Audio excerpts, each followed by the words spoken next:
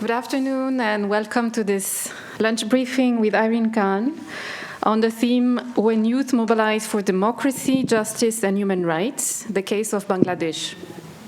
My name is Christine Lutranger. I'm the Executive Director of the Albert Tishman Center on Democracy here at the Graduate Institute, and it will be my pleasure moderating the talk today.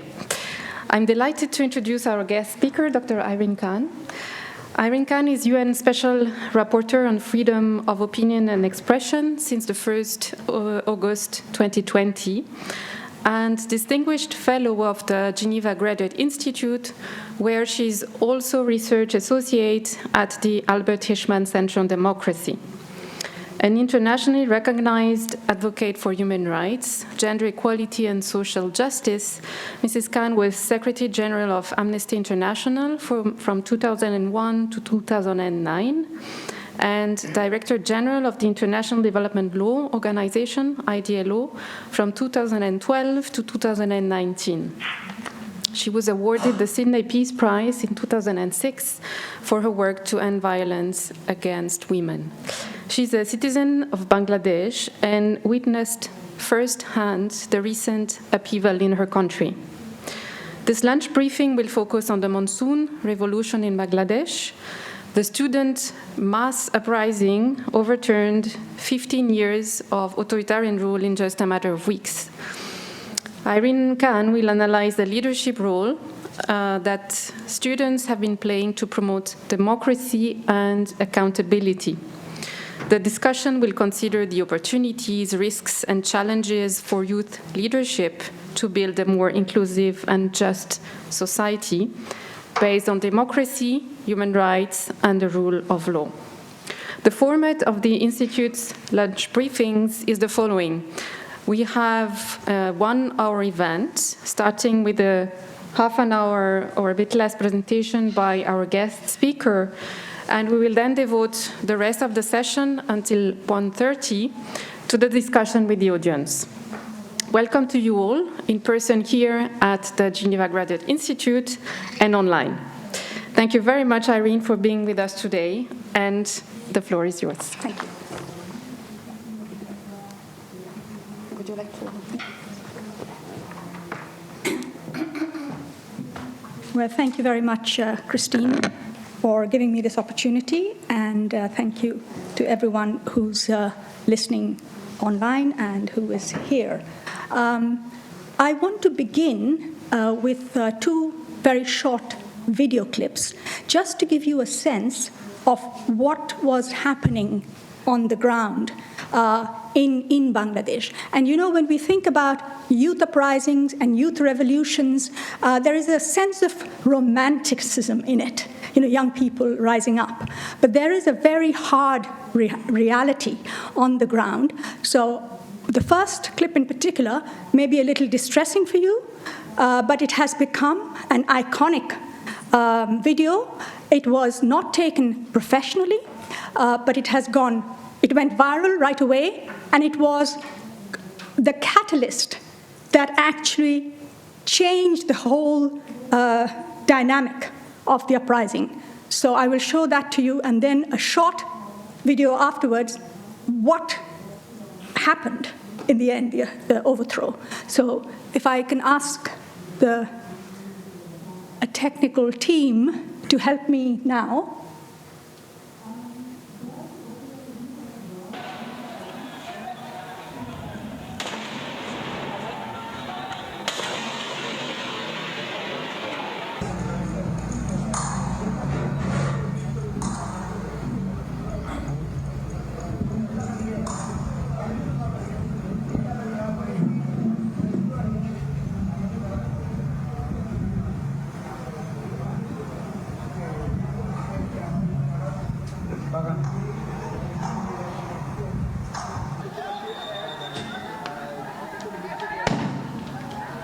গুলি খাইছে একটা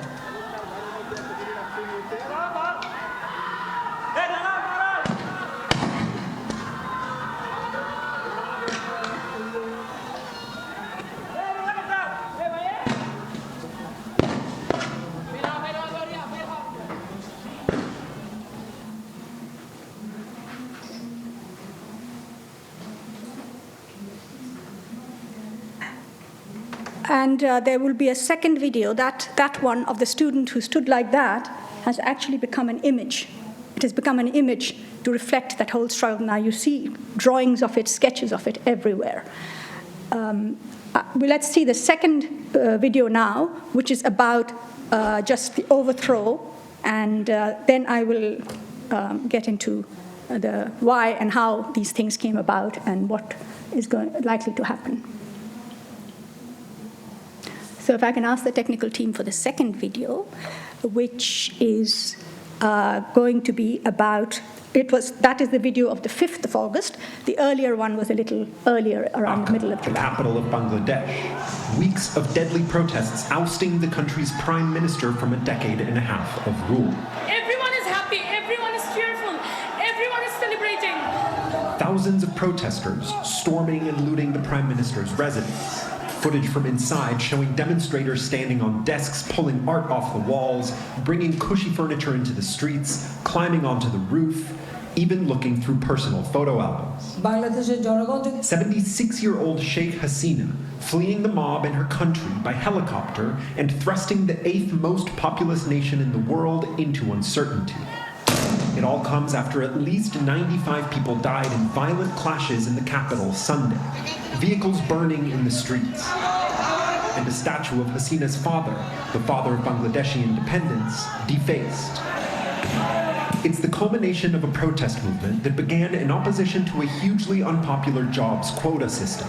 It would have reserved 30% of highly coveted government positions for the families of people who fought in the 1971 Bangladesh War of Independence against Pakistan. Anger boiling over in a nation struggling with corruption claims, poverty, and up to 33% youth unemployment. Student-led protests turning violent after the government responded with deadly force. Given the nature of Sheikh Hasina's government, they decided to deal this movement heavy-handed. Nearly 200 people losing their lives before Sunday. That is how it started to spread like wildfire. Hasina's regime becoming autocratic, critics say, accused of rigging votes, attacking freedom of the press, and even forcibly disappearing hundreds of dissidents. Allegations the government has long denied. Today, the Chief General of Bangladesh's army announcing an interim government and urging the demonstrations to end, saying, "I request you all to support the army and stop the violence, murders, hooliganism, and the protest." But for the thousands on the ground, the current protest movement is just the beginning. This is not just the end of the tyrant Sheikh Hasina. With this, we put an end to the mafia state that she has created.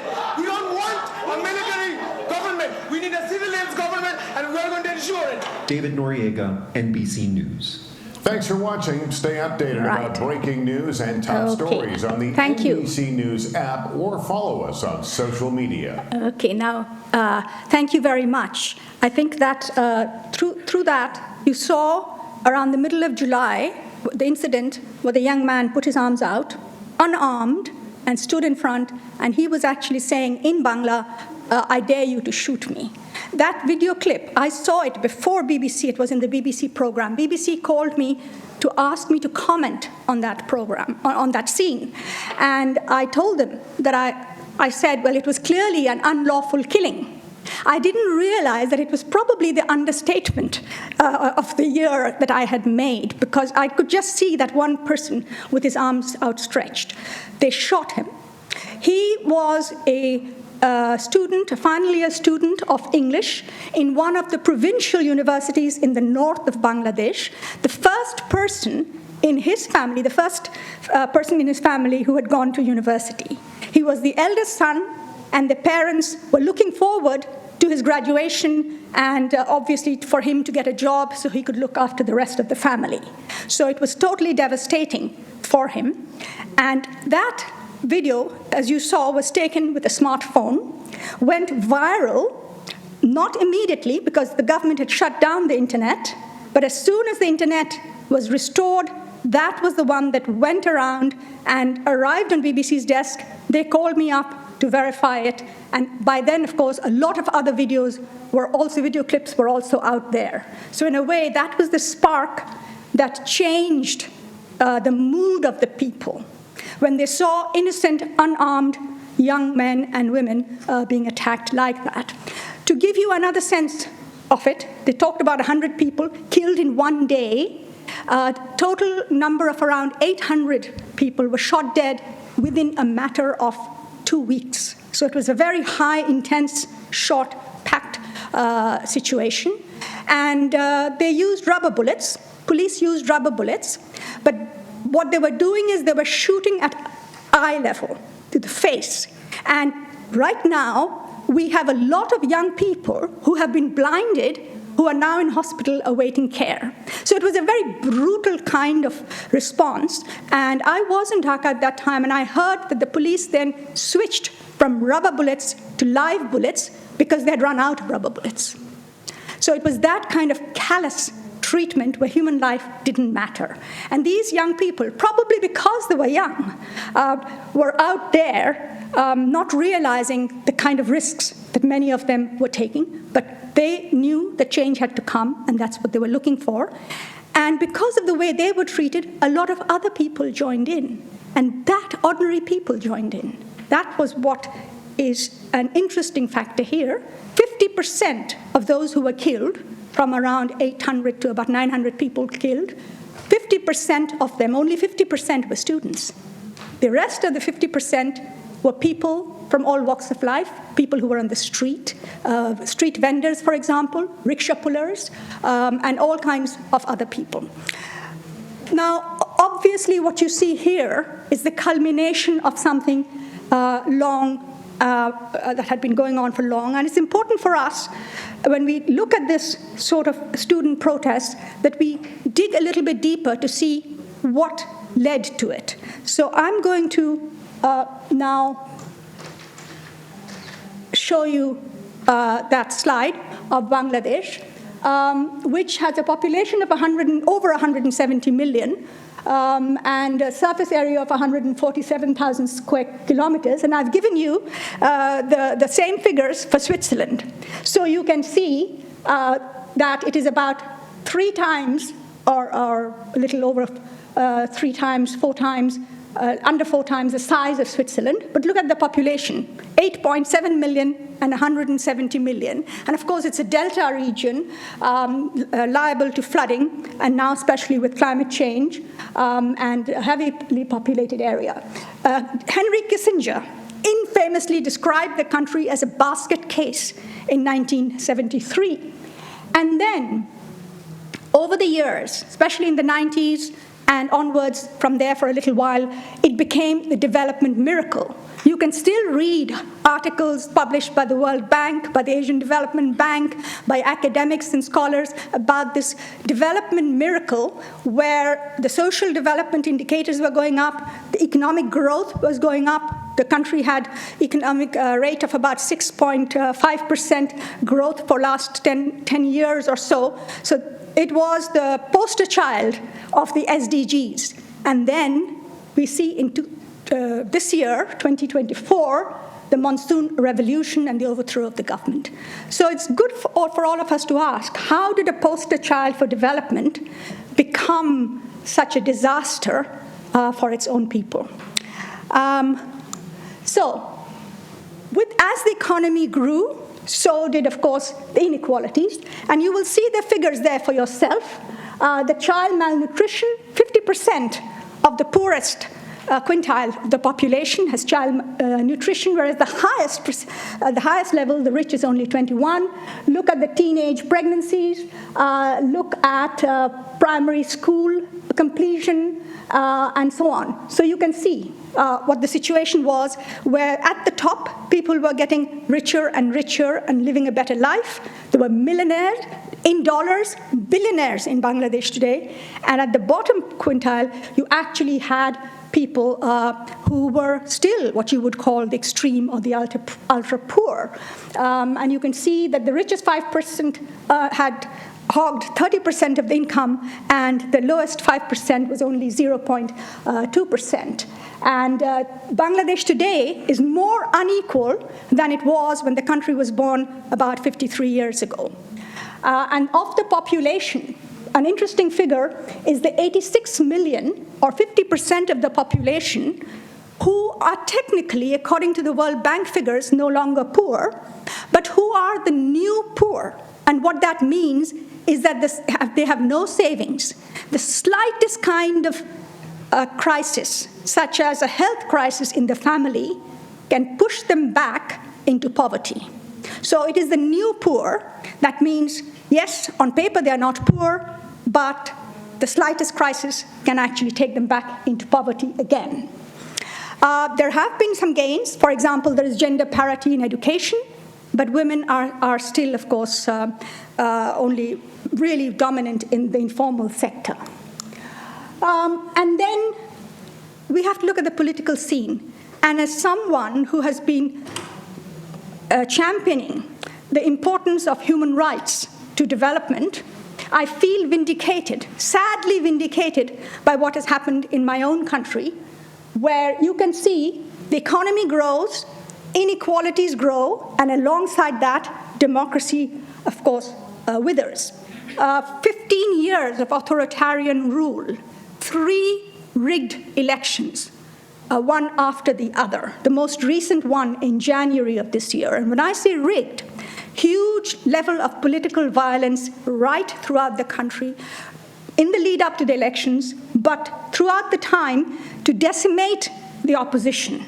And a lot of this political violence was actually happening on university campuses. The ruling political party, as well as the opposition parties, have student wings. And the student wing of the ruling party effectively worked like a mafia. They had guns. No one could criticize them. They controlled the entire campus, and there was a lot of killings of either the opposition student wing or even ordinary students if they raised their voices. Suppression of dissent, journalists, human rights defenders, trade unions, and that is very important. I will come back to you in a minute, and of course the political opposition. But what was actually not visible but very dangerous was the climate of self-censorship in the country. So it looked as though, I remember talking to diplomatic missions in Dhaka about a year ago and telling them how worried I was about the situation, particularly of the media, given my UN role. And I was told, well, but if you look at the newspapers, really, I mean, it seems the country is okay. And I said, think about what is not being put in print. Not what is in print. Just think about what is not going into print. And there were editor friends of mine, to whom if I wrote an op-ed and I said, would you put it in paper? They would say, Irene, don't embarrass us. Don't put us in a difficult situation. You will be fine because you've got the UN to back you up. But what will happen to my paper, to my journalists who have jobs here and so on? So, you know, that was the sort of type of image that you had of a country that was stable, but beneath it, it was, of course, boiling. There were high levels of corruption and rent-seeking, money laundering. Al Jazeera showed a film made by their investigative journalist team last week. I think it was called The Minister's Millions. And that film was actually made before the 5th of August, when the regime was overthrown, but they only broadcast it recently. And in that film, they show the previous Minister for Land in London living in Belgravia Square in an apartment worth £15 million. But that is not the whole story. They then show how many such apartments he owns in London, in Dubai, in New York, and around. And the total wealth they have calculated that he has, and he's just one minister, his total wealth is around £785 million. And he is a minister, or was a minister, with a salary of $13,000 a year. How did he make that money? How did he get the money out of the country? I mean, there is a whole network there, you can imagine, money laundering. But I think what gets less attention, what we don't think about, is the kind of rent-seeking and exploitation that takes place in the slums and places like that.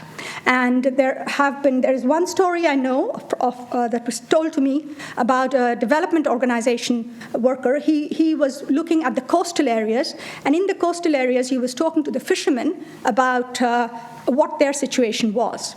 And this fisherman said to him, and that area had been subjected in the past to a lot of piracy. Pirates were a big threat for the fishermen. And security had been improved, and the government, Hasina's government, had actually controlled the pirates. So this development worker said to the fisherman, "But why do you look sad? You should be better off. The pirates aren't there anymore." And the fisherman said, "Well, actually, I wish the pirates were back, because in those days, I knew that I had to pay a certain percentage of my income to the pirates, and I would be safe. Now, I have to pay money to the port officials. I have to pay money to the local authorities. I have to pay money to the water police. I have to do all these things, so there is much less left for me." So he would rather have the pirates back than Hasina's government. So that was the kind of rent-seeking that took place. Same thing in the slums, huge, big slums, slumlords around. And of course, you see the economic competitiveness of Bangladesh. There's this big story about the economic growth with the ready-made garments factory, for example. But the garments factory, the garment industry, was based on suppression of wages. They were competitive in the market because they were paying lower wages. And there, it is not only Hasina's government. The government actually suppressed the trade unions, forced the workers to come to agreements on these low-wage agreements.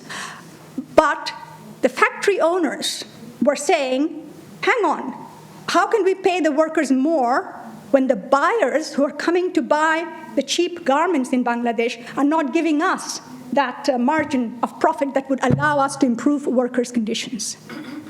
And that, therefore, takes me to the last point there about international myopia. The international community, from the big multilateral banks to the UN system to international NGOs, lots and lots of people were involved in this game, and they preferred to see Hasina as the savior of the country from Islamic extremism. Hasina promoted herself in that way. You will remember a few years ago there was a very bad killing in a cafe. A lot of Italian, businessmen who were there were killed, and the group was an extremist Islamic group. Hasina used that. Of course, she suppressed a lot of people. There were a lot of killings. No one was brought to trial. There were all these killings. So alongside those who are labeled as Islamic extremists, of course, a lot of other people also got killed, disappeared, and so on. There was the refugee situation. Hasina opened the borders, and she allowed about 850,000 Rohingya refugees to come in from Myanmar, and they were living in camps. Their conditions are not good. Their conditions were not good under her regime either, but at least she let them in, and the international community was very grateful for that. So there were some things like that that helped to cover the other problems that she was creating, particularly the shift towards authoritarianism, where there was only one political party. Either the opposition was beaten so badly that they couldn't get to actually even carry out campaigns, or the opposition decided they didn't want to play the game anymore, so they stayed out. So for the last 2-3 elections, we've only had one party on the ballot paper. A lot of people, and ordinary people on the streets, not educated people, but working class people, they are very proud of their vote, at least in my country, in South Asia. They're very proud of the vote. The voting rates are very high. 80-90% people actually participate in elections. They felt totally deprived. But there was more to it than that. Inflation rose. High rate of inflation we've had ever since COVID. It has got worse, 10 to 15%, and a lot of it is about food prices. And of course, that means it affects the poorest people the most. High borrowing by the state. Hasina was praised for a lot of large infrastructure projects that she implemented, bridges, expressways, all sorts of things like that. She borrowed heavily for it. And of course, the debt. Now, Bangladesh has started paying some of the debt, and it's about $2 billion a year is going to go up. Meanwhile, the currency has fallen against the US dollar, and that has had an effect also on irregular migration, incidentally. A lot of young people leave the country to come out and work, but it's become more expensive for them to come out, either because they have to pay more to the recruiting agencies that send migrant workers to work in the Middle East, or to the irregular agencies, traffickers and so on, that bring people into Europe and other parts. So wages in the ready-made garment sector was suppressed. Opportunities for young people to go out was also closing down. Youth unemployment is at 40%. And that is counting young people between the ages of 15 and 29 who are not in education, not in employment. And 30%, and in that environment, 30% of the jobs the government wanted to reserve, these are government jobs, state jobs, the government wanted to reserve ostensibly for those who are the grandchildren of the freedom fighters of 1971, when the country, you may remember, fought with Pakistan and broke from Pakistan and became Bangladesh. Now, of course, in reality, they were not grandchildren of the freedom fighters. Many of them were actually grandchildren of the supporters of the ruling party. So it's in that kind of an environment that the students then decided that they were going to protest this quota movement. They had protested it before, a few years ago, and at that time the government had backed down, and there were no quotas. But then someone brought a case in court. The courts are, of course, totally captured by the Hasina regime. The court gave a judgment in favor of the government. And so the quota system came back again, and the students took to the streets. At that time, there were peaceful student protests taking place. I'm talking about early July. And most people said, oh, well, there will be some kind of a settlement, something will happen. Then in the middle of it, the government decided it was time to crack down. And they brought in the police. They brought in not the ordinary police in the cities. They actually brought in police from the border, basically what you would call a border force, armed police. And the rest, of course, is history now. You saw what actually happened. So that's the background. And what happened was, at the moment when they cracked down on the students, then the anger of the general public actually swelled, and they joined the students. And you got hundreds of thousands, millions of people protesting, not just in the capital cities, usually in the capital city and the big cities. Usually, in many of these countries, that kind of thing happens in the urban areas. Here, there were the small towns as well. Through the network of students and through ordinary people's anger, where prices were going up, numbers of jobs were going down, people didn't feel they were being listened to. At the same time, they saw these high-profile projects. They saw these glistening glass skyscrapers coming up in the middle of the capital in Dhaka. They saw some people, the diamond shops, for example, all kinds of luxury Western brands were opening shops in Dhaka. People were going out and shopping. A restaurant meal would probably cost twice the monthly salary of the poor, those kinds of situation. And that anger joined the anger of the students and created this movement. Now, the students, of course, as I say, many of them were first-generation graduates. They had aspiration and hope. They had been told. In South Asia, we value education very highly. That's part of our culture. So all these children had grown up being told, go to school, go to university, get a good education, and that's going to give you economic and social mobility. Well, they did it, but there were no jobs for them. And then The other factor was that this was the same throughout the country.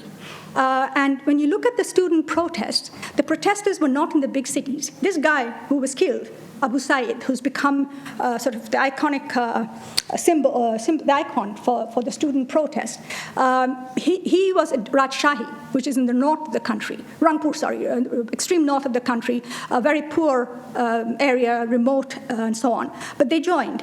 And the student protests were very inclusive. It was quite amazing how upper middle class children, students who were in private universities, came out on the streets as well to march with those who were coming from the public universities, the state universities, in Dhaka, in Chittagong, the big cities, but also in remote places like Rangpur and Kumilla and so on and so forth. And the other thing was the simplicity of their demand. I don't know whether they actually thought it through. But when I spoke with some of these student leaders, what I was struck with was a couple of things. One was the way they structured themselves. They didn't have leaders as such. They called themselves coordinators. And in every educational institution, colleges, high schools, universities, they selected coordinators. Depending on the size of the student population, there would be a coordinator, for example, for about 50 or 100 students, and there were few coordinators like that. So it was very hard to pinpoint who was actually the leader. So when the police started coming in and arresting people or detaining them or threatening them, they could get one coordinator, but immediately that person was taken into prison. There was another one jumping up to lead. So it was hard to manage them in that sense. And they were also very, as I said, they were very inclusive, public, private, all of them came in. Their demands were very simple. The demand first was remove the quotas. And the government could have sat down at that point and actually negotiated something with them.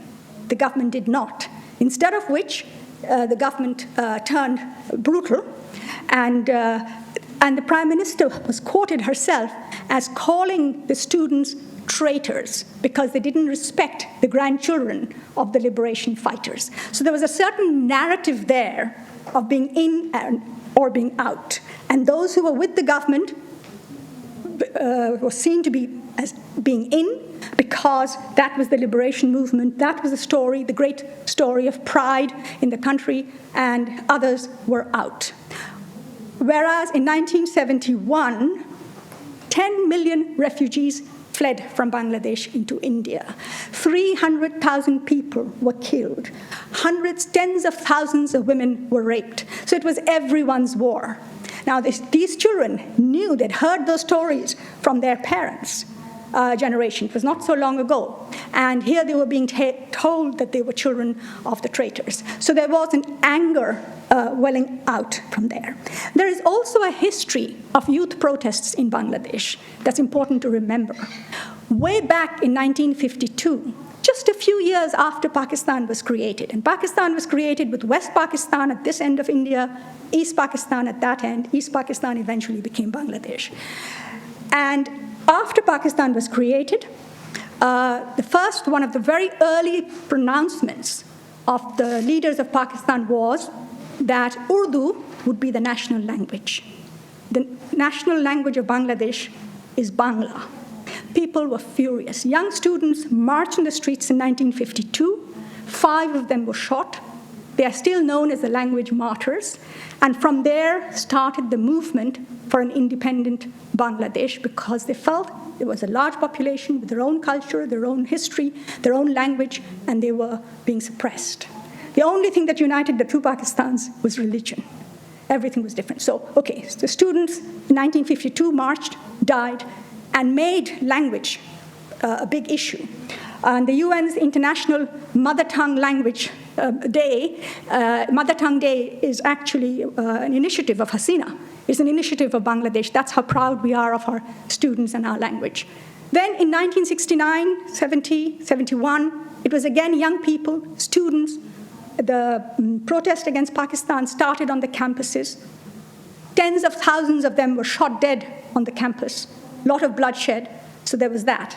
And now this. So there is a history and culture of young people, particularly students, going out and fighting for freedom.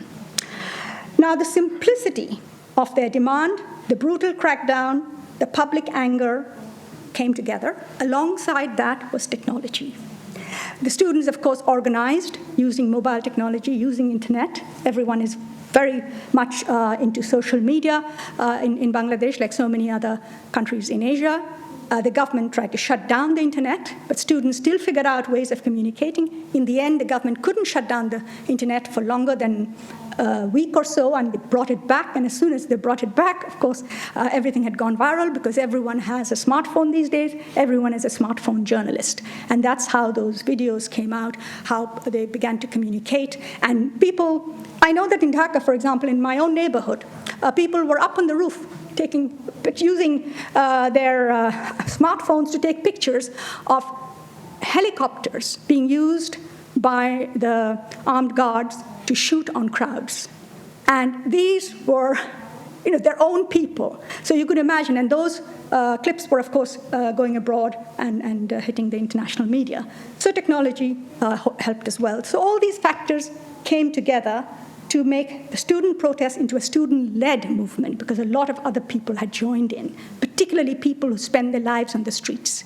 The vendors, the homeless, the day laborers who come from the village, work in the city, they live on the streets. All those people joined in, and many of them died. Post-protest. It's interesting, you saw where the students say, we don't want the military. Hasina was evacuated from the country. She had to be evacuated by the military, because if she had not been, the students decided they would march on Dhaka.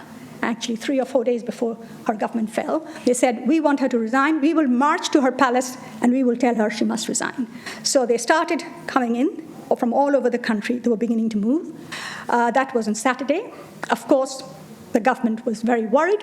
The military chief called his commanders up on Zoom, and he asked them what the situation was on the ground. And at that moment, he heard the truth. His commanders, many of them were saying, we don't know how the soldiers will react when we ask them to shoot on their own people. And they said, we're not going to do it. Many of them reportedly said they were not willing to do it because the soldiers would probably refuse, and then there would be a mutiny. But, of course, Hasina would not listen to the news, to that information, and people around her had become so scared of telling her the truth that no one even dared to speak up. And the army chief was trying, but a lot of the others were too scared. On Sunday, 100 members of parliament of her own party flew out of the country. But she was still holding on. Meanwhile, on the ground, I've heard this from the student leaders themselves, that on the ground, they were getting messages that all these students were walking all the way to Dhaka, hundreds of miles from the north of the country and so on. And as they were walking, they saw that the soldiers were not trying to stop them. And that felt to them very strange, because they were expecting resistance and there was none. So when that news came to the student leaders in Dhaka, the student leaders smelled victory. And they said, okay, we were planning to surround the Prime Minister's palace residence on Tuesday. Let's bring it forward. Let's go for Monday. And the military, of course, also heard that news. They got worried. They went back to see her. The next day.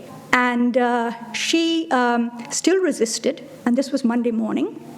And at that point, the army chief had to tell her very bluntly that if she didn't get out then, he could not take her to the airport even. Eventually, she was persuaded by her son, who lives in the US. He called her up and he told her, get out. She then resigned. And the military could not drive her from her residence to the airport, which is just about 2 or 3 kilometers away, because the streets were already getting filled with millions of people coming out. The people who live in Dhaka were also out in the streets at that point, not just the students. Everyone was getting out in the streets because everyone smelled something was going to happen.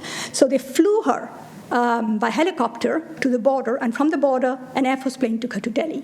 Meanwhile, you saw the crowds that got wild. However, now what happens post-protest? No military rule. The constitution is still there. The army serves a civilian administration. The administration, at the request, at the insistence of the students, is led by Professor Yunus, the Nobel Peace Laureate, who was awarded for his work to eradicate poverty through microfinance. The students have renamed their movement as the anti-discrimination movement. That's very interesting. From being a quota movement, they call it anti-discrimination because they recognize that equality, we need a much more equal society. And the students actually, Yunus's first announcement was that he wanted a student advisor in every ministry. Many of the students said no. We want to be out there because we want to hold you account now. And there are two ministries are headed by students. One is Information Ministry, and the other one, I think, is something to do with youth, is the Youth Ministry, I think. And Yunus has a couple of youth advisors, but most of them are outside the government. They have set up their liaison committees and all kinds of groups and so on. They want to, of course, hold the government to account. Civil society has been revived. Many of the people had gone into hiding or had got out of civil society type of work because they felt so much under threat. Many people were released from prison. They discovered 3 people who had been locked up in the dungeons of the intelligence for the last 3 to 5 years. There was one guy, when he came out, he couldn't see because he hadn't seen sunlight for about 5 years. It was called, and the place was called the mirror room, because you only saw your own reflection there. People were locked up, so disappeared, started appearing, and so on. Now, there's justice for past human rights violations. That's top of the agenda. There's a fact-finding mission of the High Commissioner for Human Rights in Dhaka now investigating the protests. But I feel that there's a lot more, not just the protests, but there's a history of repression that the country has to confront the truth and figure out how to ensure justice and reconciliation. That is a very, very big challenge for the country now. How do you bring people together? And I think my last slide. Yes, what next? Restoring law and order. The police, you heard what the police did. They are scared to come out now because police stations were burned. Some of the policemen were attacked and killed by the mob. There was a lot of anger there. At the same time, of course, there is still a lot of evidence that has not gone into the public domain of how the police actually tortured and killed people. So that's there on the other side. And how do you change a police force overnight? What do you do? Who do you hold accountable, just the top or those who were on the streets shooting? The second big task, of course, is fixing the economy and creating jobs, particularly jobs. The debt, as I said, the national debt is very high. The banking sector was so, I'm going to stop now, the banking sector was so manipulated that the Bank of Bangladesh, which is a state bank, actually cooked the books. And of course, Bangladesh has IMF loans and so on. So they're now all coming together to figure out what the real figures are. So you can imagine how bad the situation was. Rebuilding the institutions, courts, bureaucracy, the media, managing freedom. One of the other things that the students have said is, we do not want that toxic political culture. We want a new political culture. How do you create a new political culture? Because the opposition parties, who are now, of course, very much in the forefront, were also not good guys. We had a hybrid system in the past, according to one analyst, because there was a degree of corruption, etc. From a hybrid, we went to an authoritarian. Now we are a post-authoritarian. How are we going to change the political culture? There will be elections held. When and under what conditions will they be fair and free, remain to be determined? A big question is on the campus. Campuses are opening up now. Students are going back. How will they go back? How will they integrate after having been out in the streets doing what they were doing?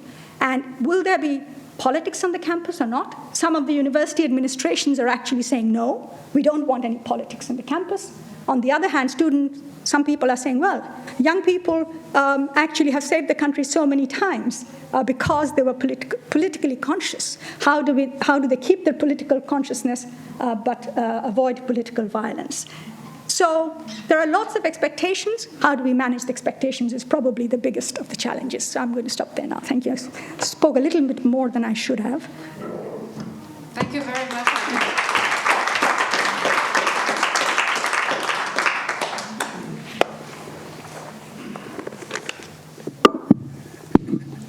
Thank you so much, Irene, for this extremely insightful analysis of the recent developments in Bangladesh, and also to walk us through these conditions and the aspirations that also lead these mobilizations for democracy. So I think this it's very inspiring as well, I guess, seen from other parts of the world where similar aspirations might be there and might be powerful and could lead to some changes on the ground. We have roughly 15 minutes, and we have as well many participants online, so I would like to give a few people the chance to ask questions. So I would request only short questions and no comments. Please just be as concise as possible. We might start with some questions in the room. I see two there. Yes, one. So let's take the three. 1, 2, and 3. Thank you. Thank you very much for this very inspiring and insightful explanation. My question is about external influences, because you have very well explained the internal forces that drove those changes. We're also mindful of possible external forces. Thank you.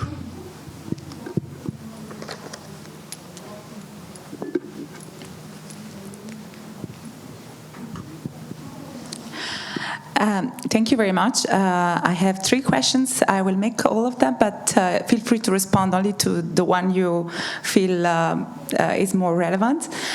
So what solutions do you believe may be implemented at the UN or international level to reduce the impact of governmental corruption on local populations? Then, what are the people and or institutions that can help the most the redistribution of wealth in these countries where inequality is a burden? And finally, how do you see yourself in the current role in the UN with regards to such circumstances? Thank you. Thank you for a very interesting and insightful lecture. My question is about, now that the Awami League is gone, do you foresee any reform happening in that party? And what is the future of the BNP and their role in the future of Bangladesh? Thank you. Thank you. Irene, would you like to respond to this first round of questions? In terms of external influence, there have been some stories going around, at least in the days when the student protests were taking place in July and so on, that somehow these were all machinations of the Islamist forces that are beneath the surface in a Muslim-majority country. It was clearly an indigenous, spontaneous movement, that is for sure. There's a very strong anti-Indian feeling now in Bangladesh, and as you know, in countries which border large states, there is usually this antipathy, love-hate relationship. And there's been this love-hate relationship between India and Bangladesh since the country was born. India, Sheikh Hasina herself was very close, and her party was always very close to the Indian government, various Indian governments. And obviously, certainly in the early days, I myself was quite taken aback, not so much with direct Indian government propaganda, but a lot of propaganda on their media. There were some issues relating to Hindu minority in Bangladesh, but everything seemed to be excessively blown up. There was a lot of what I would call, I hate to say this, but fake news going around on some of those issues there. And clearly there was a lot of Indian intelligence presence in Bangladesh when Hasina was around, and especially in the last few months. So what they actually did, only history will tell, but there is a lot of tension even now in terms of the relationship between India and Bangladesh, given the history of that subcontinent. Then let me move. And of course there's this story going on that Hasina was close to India and Yunus is close to the US. again, that's part of these stories, the narratives that go around that destabilize situations. Solutions by the UN or multilateral organizations about corruption, distribution of wealth, and so on. I think it's extremely important. What this teaches, actually, is that you cannot expect to have development or sustainable development that can be sustained without paying attention to democracy and human rights. The inequalities that are created are actually the downfall of many of these governments and the downfall of eventually of the economies themselves. So the UN and the international community needs to rethink. They need to rethink this sort of neoliberalist agenda that has been created in terms of economies. In terms of my own role, I've been outspoken about the importance of freedom of expression as a right that is valuable for civil and political rights, for democracy, but equally for economic, social, and cultural rights, in other words, development. And I hope to continue to be able to do that. I'm not part of Yunus's government, but certainly the government is open to listening to advice from all of us, not just me, but all of us who are champions of human rights. Then we move on to reform of the Awami League or reform of the BNP. Well, that's really a big question now, because as I mentioned, not just students, civil society, even ordinary people don't want that same toxic political culture back. But to what extent will the political parties be able to change themselves remains to be seen. I will just give you one little anecdote. I live in Dhaka in a nice neighborhood, one of the wealthy neighborhoods, but across from my apartment there's a body of water. On the other side of the water is the largest slum in Dhaka. Of course, in the slums, you have slumlords. That's how this is a vote bank. This has been a vote bank of Hasina, and I'm sure it will be a vote bank of other political parties who come in. On the night of 5th of August, after Hasina was overthrown, there was no police on the streets.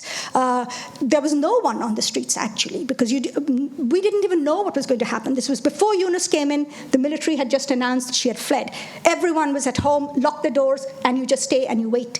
And we could all hear a lot of screaming and shouting going on in the slum across, things being broken and so on. And we didn't know what was happening. It was terrifying, absolutely terrifying. And you felt so helpless.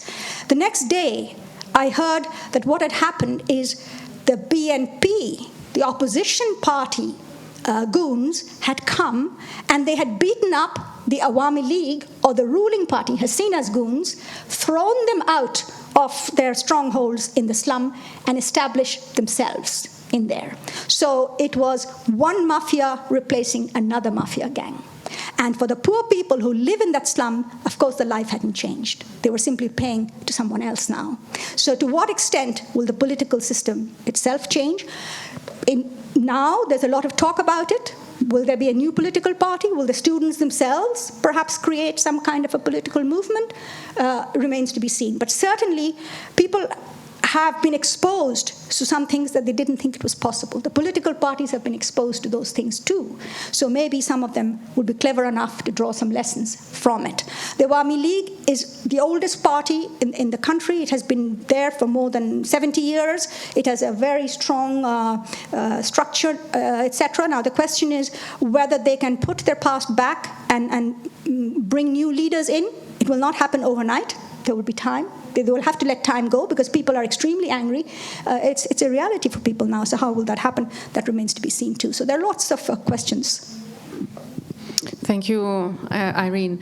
I'd like to ask you, how would you also assess the role of technology more broadly?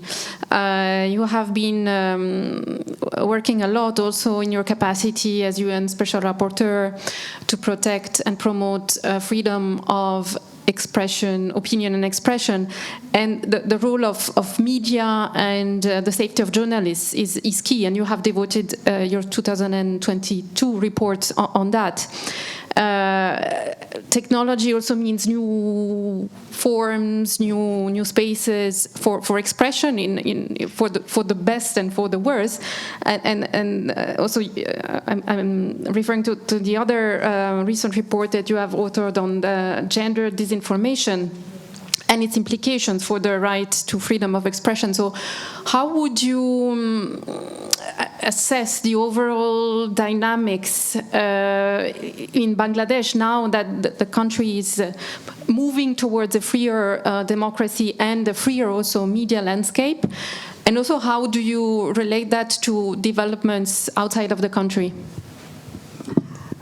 Technology, digital technology is very important for the country, for the economy, for communications. People are moving towards, one of the projects that Hasina had was about digitalizing Bangladesh. She talked about digital Bangladesh. So a lot of the services have actually been digitalized, except that people don't have the literacy to be able to use them well. So you have one part, again, you have the inequality where one part of the country that knows how to use computers, that have smartphones are going forward, and then the rest of the population is being left behind. So there's a gap there that has to be closed. Technology played a big role with the students. The new Minister for Information is a 28-year-old student leader, so he's very keen on this whole technology issue and digging into it. Obviously, it's important.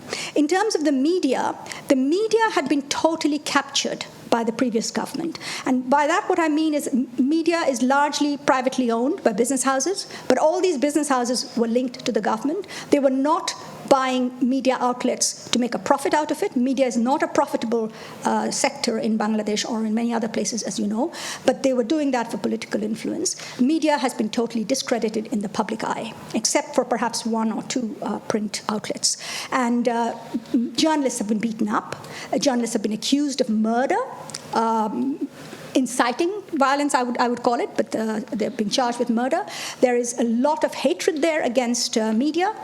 So there is a lot that media has to do. At the same time, of course, like so many governments, bureaucracies tend to look for easy answers, and I'm a bit worried that they might think that introducing strong media regulation is the answer for improving media. I would say no. And in fact, only the other day I've done an interview which I think should be coming out in the local media today or tomorrow, where I've told the government, go easy on setting up media commissions. Don't try to regulate media because you will actually create more problems. Censorship is not the answer in these situations. Build up capacity. Make sure that media can self-regulate. Media itself has to take some responsibility for its ethical values, etc. And the financial side of the media is very important. Media ownership has to be clear, and where the government should regulate is on media governance. Who sits on the media boards? How is the editorial independence protected when you have a big oligarch who purchases your company? That's a problem not just in Bangladesh. We have seen Rupert Murdoch, for example, in developed countries. So those kinds of issues have to be handled with regard to media. One thing I just want to squeeze in here that I haven't mentioned, and that is about gender. Now, if you look at the videos and clips of the protests, you will see women very vocal out there on the streets. And just after Hasina was overthrown on the 5th, the following week, the country had very bad floods. And you saw students going out there really mobilizing people in the flood relief. You saw a lot of women there. But you didn't see women in the leadership positions. And I asked to see 5 of the key student leaders. When they came into the room, I realized they were all men. And I said to them, where are the women? So the next time they came with one woman. And I still said, well, hang on, what's happening here? So I started speaking to the women leaders. And I actually had a meeting only with women leaders. And I discovered there where the women were saying, we do the hard work. We are out there on the streets. We put our lives on the line just like the men. But when it comes to making decisions, then the boys tell us, you can go home, we'll make the decisions and let you know. So there is a huge issue there of cultural change that still has to come. So we should not idealize the student movement too much, because they also have problems inside the movement that they need to sort out. Thank you, Irene. I think we unfortunately have to wrap up already. It was fascinating talk, and thank you so much for the discussion and for all the insights that you have brought. I take this opportunity to inform our audience that there will be other events in the coming days in the context of the Geneva Democracy Week that the Graduate Institute and the Albert Tishman Center on Democracy are part of. And we will have the honor to have Irene Khan as one of the panelists. in the event that will take place on Thursday, 10th of October, which is titled Democracy and Media, the US election and its aftermath.